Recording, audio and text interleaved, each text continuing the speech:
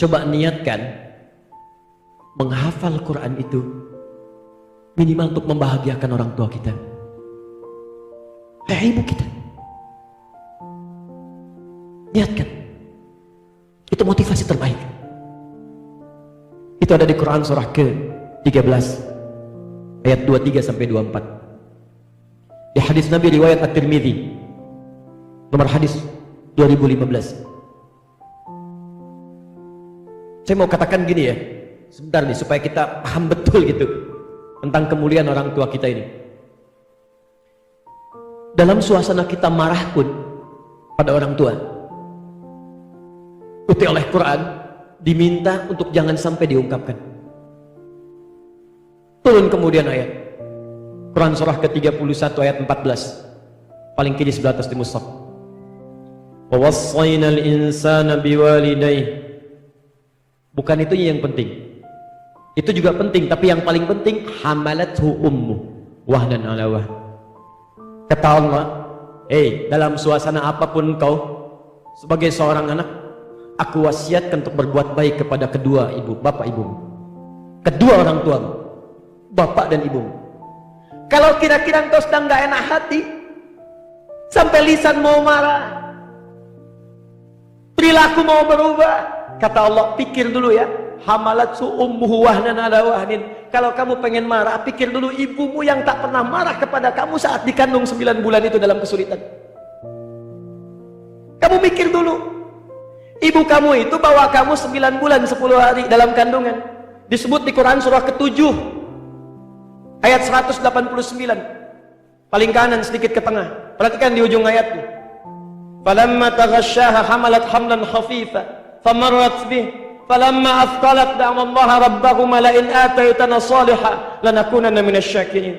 Kata Allah, ketika ibumu mengandung itu kandungan ringan sampai beratnya tak terasa luar biasa beban dalam tubuhnya. Athqalat itu dari kata sakil. Kalau anda olahraga angkat beban, yang angkat tangan, tapi yang berat kaki sampai kepala, wajah berubah merah, itu athqalat namanya. Kata Allah, seorang ibu yang mengandung bukan cuma perutnya saja yang terasa, kakinya mulai terasa, tangannya mulai kram, miring kanan susah, kiri susah, kandungan berat, telungkup mustahil. Itu gak bisa dilepas. Belum pernah ada seorang ibu mengandung, mama mau masak dulu ya nak ya, disimpan dulu sebentar ya, gak bisa. Bawa terus 9 bulan. Lahir ada yang 3 kilo 9 bulan dibawa-bawa. Anda ngangkat barbel begini 3 kilo begini aja terus bawa tuh, sebulan aja udah tangannya bengkak. 9 bulan. Kata Al-Quran, kalau kamu mau marah mikir dulu. Bahkan turun Quran surah ke-17 itu, Al-Isra ayat 23 sampai dengan 27 itu. Bahkan yang paling indah, wala taqul lahuma uff, berkata saja jangan lakukan. Ayat-ayat ini turun untuk menunjukkan betapa besar pengorbanan ibu dan bapak kita. Mengandung, melahirkan, berjuang dengan kematian, dirawat-rawat yang tidak ada diada-adakan, ngutang untuk kuliah anda, ngutang untuk sekolah anda, banting tulang, bangun malam untuk menenangkan anda yang merengek, ganti popok kita, ngantar ke sekolah, kadang-kadang terlambat ke kantor, dimarahi atasan demi anak, nahan malu, bawa kondangan pipis tahan malu, mecahin piring nahan malu untuk kita. Kemudian tiba-tiba turun ayat, kata Allah, setidaknya bahagiakan mereka. Dan tidak ada kebahagiaan terbaik untuk diberikan kepada mereka, kata Allah langsung yang sampaikan, kecuali mengangkat derajat mereka dengan Al-Quran. Jadi Al-Quran, kalau dikasih dunia, habis di dunia pak. Ayo hadiahkan orang tua mobil. Kalau bukan mobilnya rusak duluan, orang tua meninggal dunia, mobil nggak ikut ke alam kuburnya. Hadiahkan handphone yang paling baru. Kalau bukan handphonenya yang hancur duluan, orang tua wafat, handphone nggak akan bisa digunakan lagi. Nggak ada orang meninggal bawa handphone ke alam kubur. Sertakan di alam kubur nak. Kalau kangen miss call mama aja, nggak bisa. Selesai.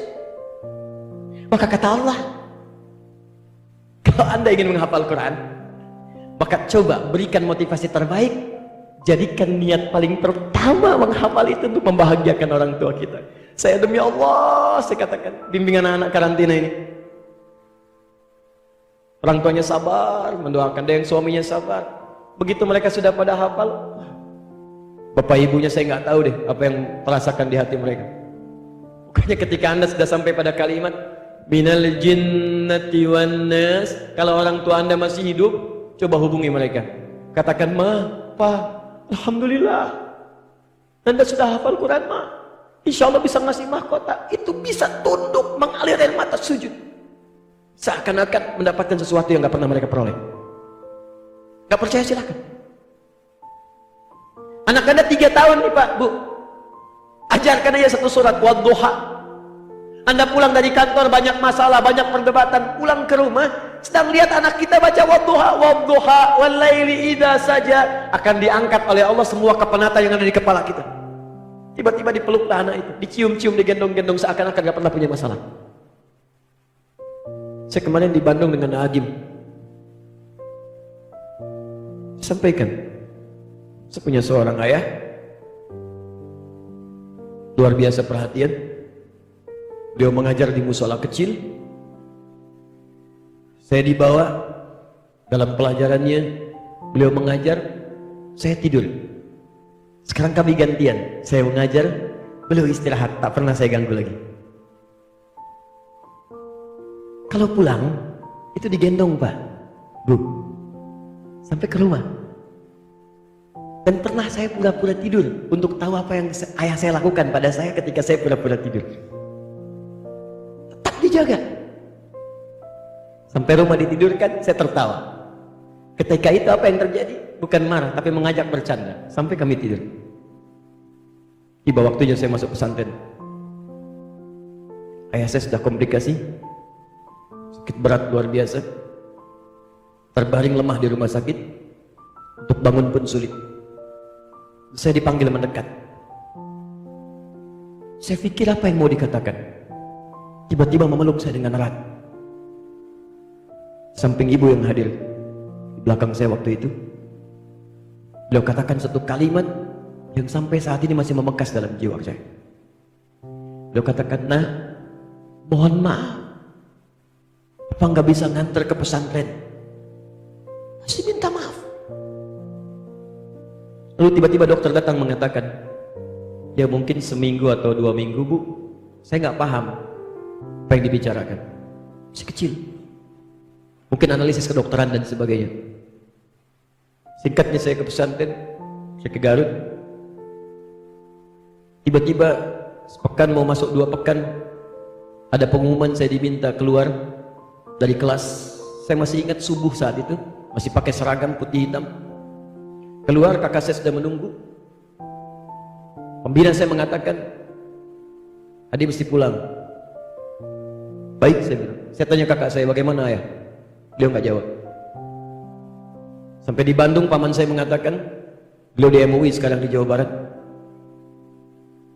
Tanpa saya tanya, mungkin nggak akan terkejar. Ayah mungkin sudah dimakamkan. Saya baru tahu ayah saya meninggal saat itu. Sampai ke rumah ternyata sudah maghrib, lewat menjelang isya. Saya pulang, saya dapat ibu saya di ruang tengah sedang duduk. Dan saya menahan sedikit untuk tidak mengeluarkan air mata demi membahagiakan ibu saya.